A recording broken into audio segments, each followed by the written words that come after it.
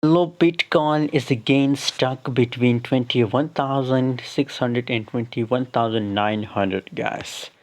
So when we can say that when BTC will make a breakout or breakdown. Let's see.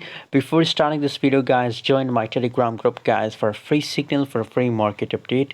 The link is available in video description. BTC, guys, now we have to wait for the breakout or breakdown, guys.